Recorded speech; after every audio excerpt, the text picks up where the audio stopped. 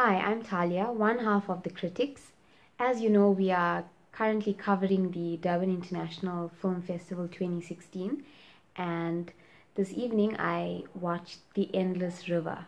It's a South African film about relationships as well as how South Africans in particular react to the very violent crime that is so often a norm in our country. This film really hit home.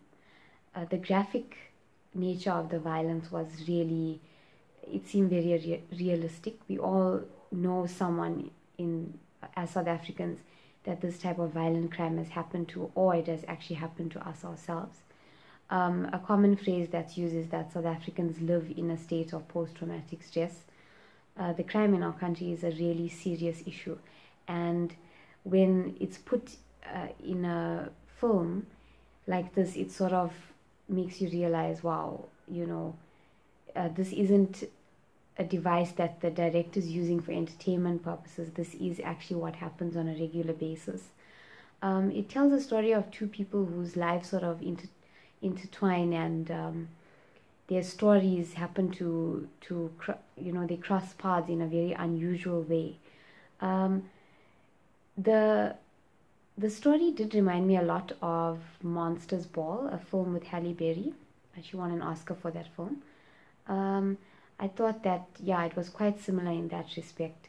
I enjoyed the way the story progressed, but what I will say, and my main critique of this film, is that it was just far too long, and most of the scenes, the majority of the scenes, were too drawn out.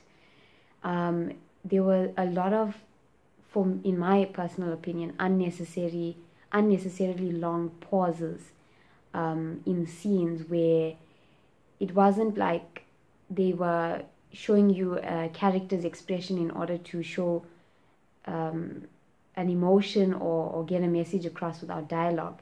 It was literally just footage of people eating at a table, or just panning from one character to the next. That for me felt a bit disorganized, and it made the film about 30 minutes longer than it should have been. But a very strong story, and a story that could have been told in a very succinct and more powerful way. It is a powerful story as it stands, but I think the editing let this film down. The characters were really interesting, although during the film I kept thinking, wow, what are their motivations here? Why are they doing what they're doing? But then I realized that so much had happened to them, and they lost every single thing, that they actually had no motivation. They were just going through life as, living day to day, not really knowing what they were going to be doing next, which it actually made total sense. And they saw each other as a source of comfort and a way of dealing with grief. That was another thing the film touched on, was how we handle relationships and how we process grief and how we process traumatizing situations.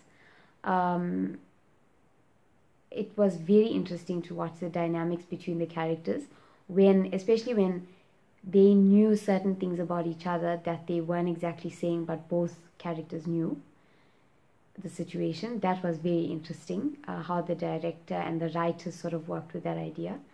I really liked the main character of Mr. Esteve.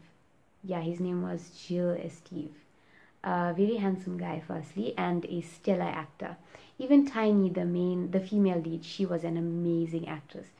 It just felt like, you were watching a day in the life of an average South African woman working as a waitress in a diner. She was very, very natural. Powerful performances and a good script. Not well put together, I'd say a well thought out story, but not executed well enough. That's what I will say. The story was let down by the editing, definitely. I think if you enjoy South African real gritty, very realistic story, then go and check out this film. If not, and if you sort of use film as a way of escaping what we experience in South Africa every day, then I don't recommend that you watch this one. Yeah, it was a good film, but a bit too real for me, and choppy editing. Yes, so we hope you're enjoying our coverage of the Durban International Film Festival 2016. We've had such a good time so far, being able to watch quite a few of the films now. If you enjoyed this review, please click like and subscribe to our channel. You can follow us on our social media, which is our Twitter, Instagram, Tumblr, and Facebook, to find out what we're up to next, as well as where we post the links to all our reviews and content on our YouTube channel. I'm Taliya, and this has been my review of The Endless River for the Durban International Film Festival 2016.